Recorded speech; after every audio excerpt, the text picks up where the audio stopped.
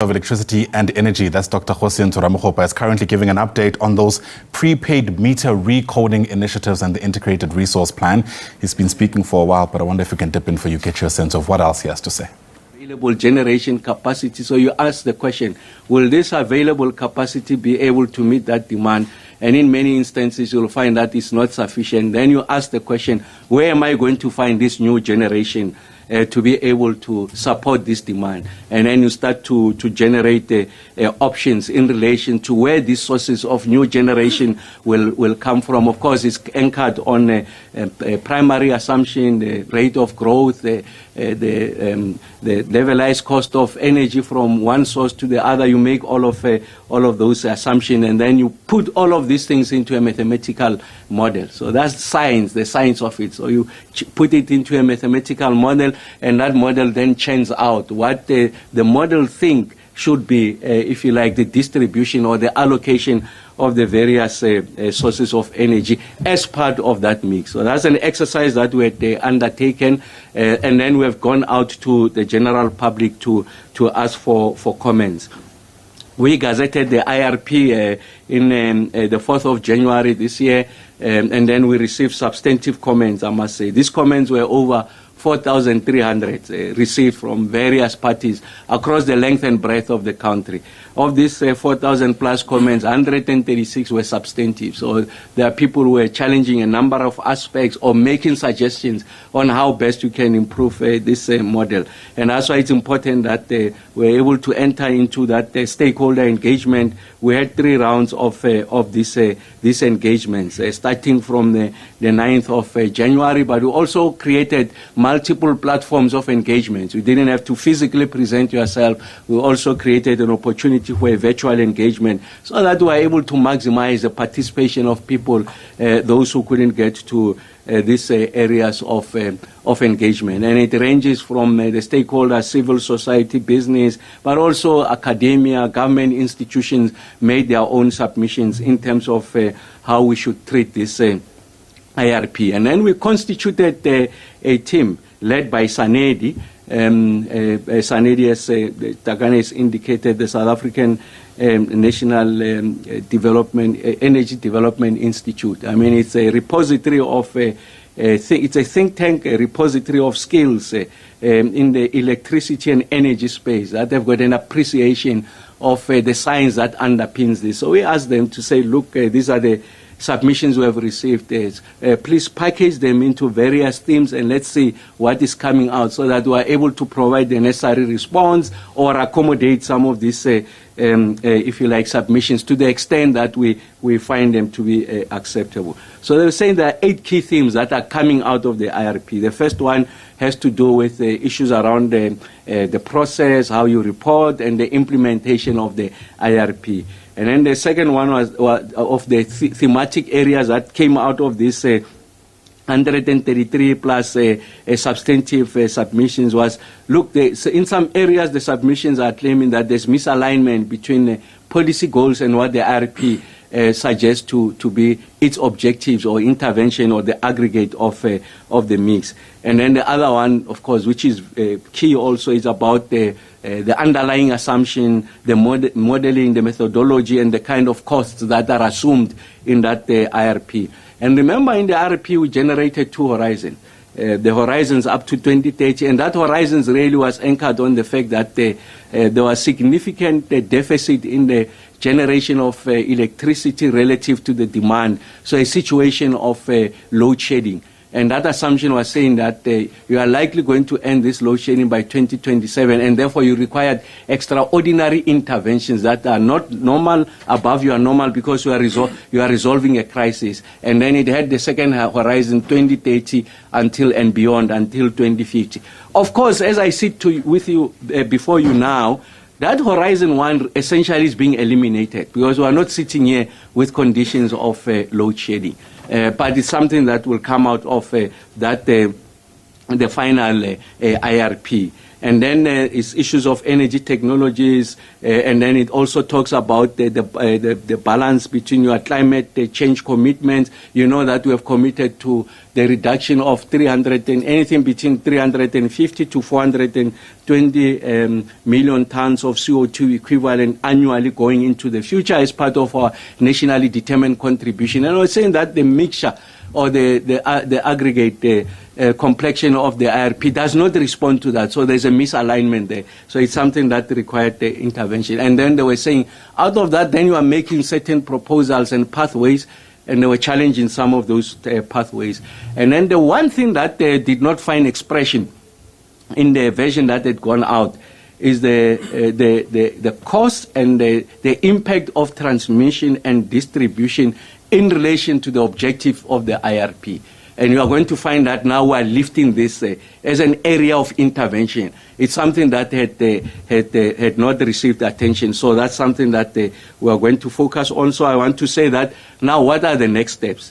So the next step is that we are deepening that conversation. So I'm not starting the public consultation. I said there were 133 substantive submissions. So we're going back to those people who have made those substantive submissions, having done some degree of revision on the back of the submissions that we have received, and say, look, you have made this following articulation, you have made the following claims, we have made the following argument, this is how we propose to accommodate it, and then we're going to have that engagement. We'll have a physical engagement here in Johannesburg from sometime from next week, and then we'll also have the targeted engagements, virtual. I'm saying targeted because we are not starting a new process. We are going back to the people who had made the initial submissions, and then we consolidate those inputs, and then a report gets to be generated. Then I carry it to cabinet, and then now we have our IRP that is going to guide our work going to the future. So I thought that is important that there is that appreciation. And then the second substantive briefing I want to give is the work that Eskom has been doing with regards to what we call the key revision number, KRRN. So essentially it's the need for you to recode your meter. So I must say that Eskom has done tremendously well. They've gone out into the public domain. They've been doing this for the past 6 to 8 months, where they've been intensifying that messaging to the communities, at least in the past 3 months. And we know that, of course, there's a need for us to update this. So there's a timestamp on this prepaid meters. So the point I want to make is that it is up to the 25th, the 24th. Yeah. The 24th, that's when the Sunday, that's when we are expected to ensure that everyone is recoded. Now, people are coming across and saying, no, but can you extend it? It's not extendable. That's the point I want to make. It's a technical issue. We can't extend it. So it's a hard stop. The 24th, if you have not recoded, then you are sitting with a different problem. So if you replenish your units based on the obsolete system, then you can't load them. And also you're sitting with another problem, is that now when we recode, there's no need for us to substitute the meter. But beyond the 24th, we have to physically remove the meter, and that comes at a cost. It's a significant cost, and that cost must be borne by the consumer, because we have done everything possible. But I guess the bigger cost is that you won't have electricity. So it's not a function of whether you have the money or the means, but it's simply that the meter will not be able to accept those tokens. So I think it's important that we are able to do that. So the base date, 1993, is going to run out of range in 2024. That's the technical specification. Like I said, it's got a timestamp. It's ending on the 24th of November 2024, we can't extend it. It's a technical issue. There's very little we can do. But of course, Eskom can't be blamed for the extensive amount of work that the team has done. And we're intensifying that. And the team has been intensifying it. But we thought we must lift it at this level so that there's an appreciation. I do anticipate that come the 25th, there will be people lining up, protesting, expressing grievance. We are saying that we still have another 4 days to do this exercise. And Eskom has overextended itself to accommodate households. We know where the concentration of the people who have not updated is geographically.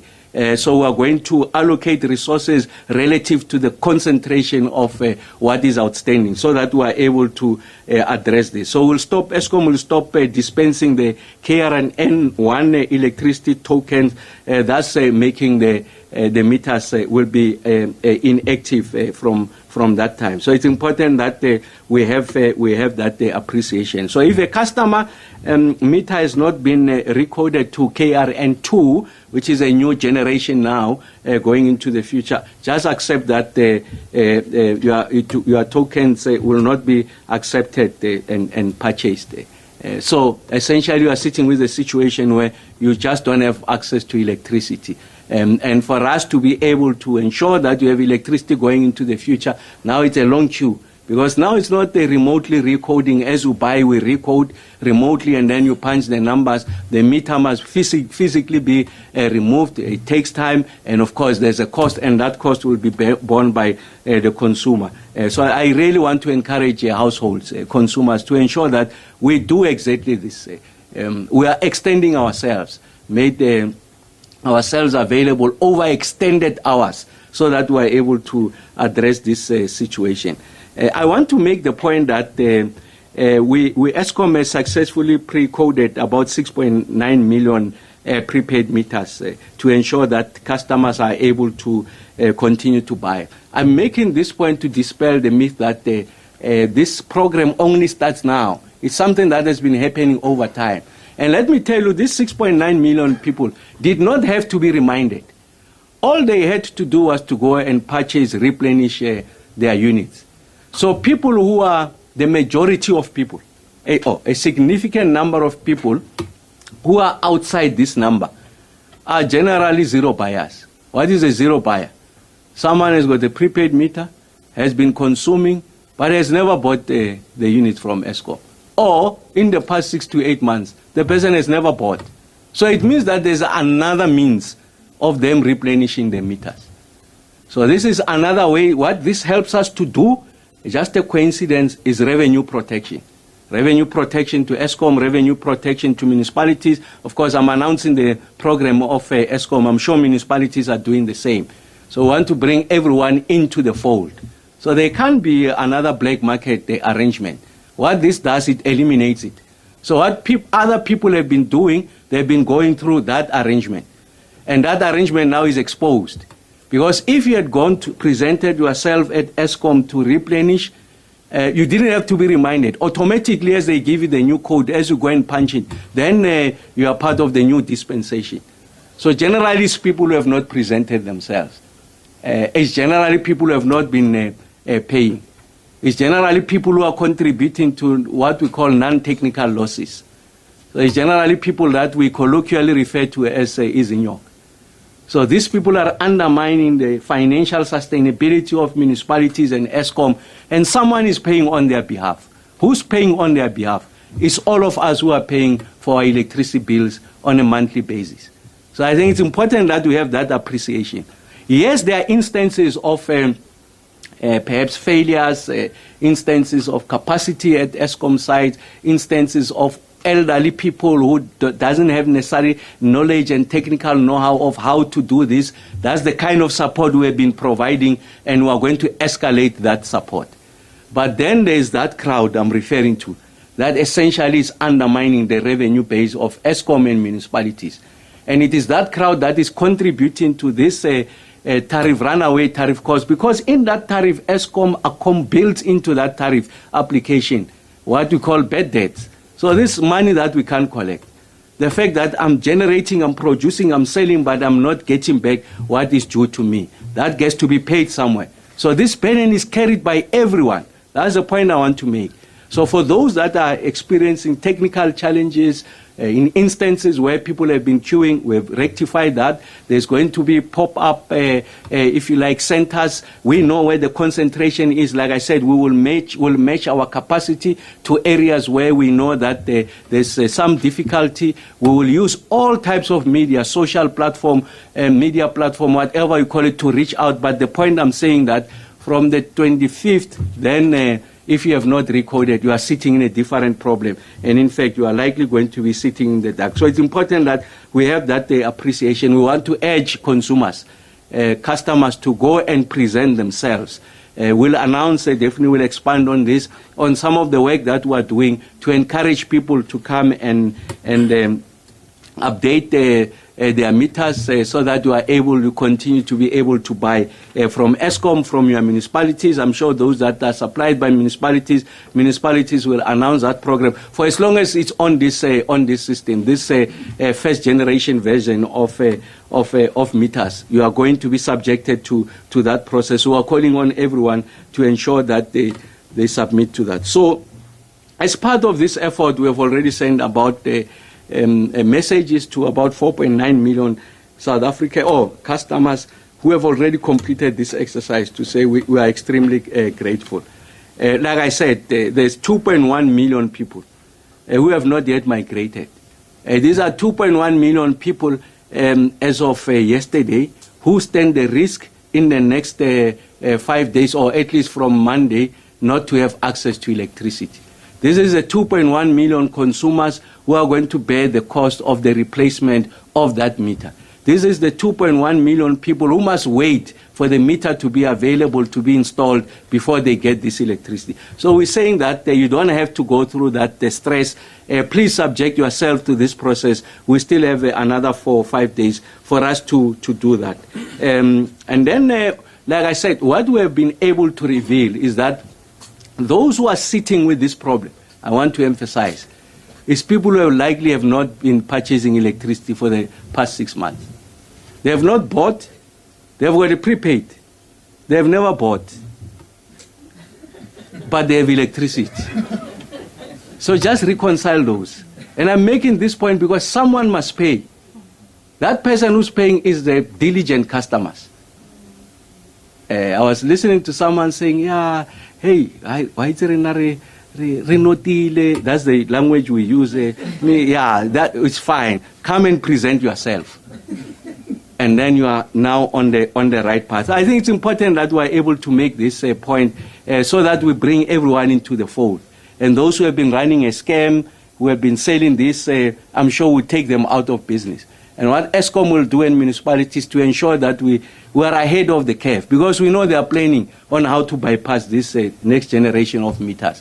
So we should be ahead of those who want to undermine the ability of the state to execute and provide services, and essentially throwing us back and undermining our ability to be able to execute. So I really want to encourage citizens that subject yourself to this process. The 2.1 million, it's a huge number. So you can see, I mean, if we are left with 4 days, so it means that on average we should be connecting about 500,000 people a day. So you can imagine, that's a huge task. That's a huge tall order. And that's what it's important that we are able to maximize. Because it could be the case that if the 2.1 million people present, or half of them just present themselves on the last day, we will not necessarily have the capacity to be able to recode. So that's important that we are able to have that appreciation. The earlier, the better. Of course, the 4.9 million have already done it. Is this 2.1 million? Remember, I'm talking about the Eskom customers.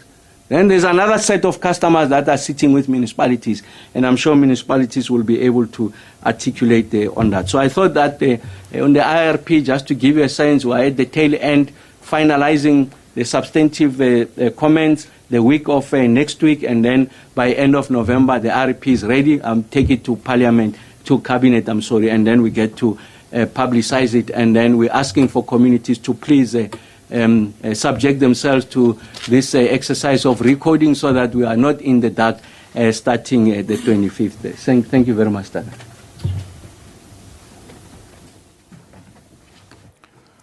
All right, so there you have it. Really charged words. I think that's not an exaggeration from the Electricity and Energy Minister there, Dr. Kgosientsho Ramokgopa, who's given an update around the IRP. That's the Integrated Resource Plan. But perhaps what's going to garner a whole lot more attention and reaction is the hard line he's drawn on this deadline to update prepaid meters for Eskom supplied consumers. We know, of course, that there's been an announcement for a couple of days now that if you are receiving your electricity directly from Eskom as a prepaid customer, customer, you need to upgrade your prepaid meter by the deadline of the 24th, I think it is. It's a Sunday.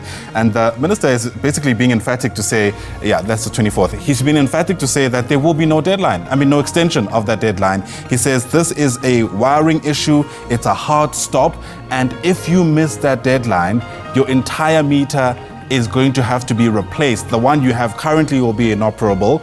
The replacement cost will be borne by you as a consumer, and that may take some time. 6.9 million people, we're told, have already undergone this process. They're fine, their meters have been recoded, but 2.1 million others are yet to do this. And he suggested that these are likely to be people who aren't even paying for electricity. That's why they're not aware of the need to make sure that they recode their meters. He seems to be saying that if you find yourself in that position, come forward, you'll get the assistance, and of course they'll be able to make sure that there isn't what he calls a bypassing of revenue protection. It's essentially people stealing electricity because somebody has to pay for that. What I find interesting, of course, is that we've got one of our reporters in the community of Zola in Soweto, and in fact what we're hearing from those community members is that they are struggling to recode their meters. They are yet to receive assistance to get this right. So hopefully this message will get to the right people, and those people who are willing to go through with that process will get the assistance to do so. So very important public announcement there for you. 24th is the deadline, no extension. If you miss the deadline, your meter has to be replaced, and that'll be at your cost. Those who have ears, they say, hopefully they hear.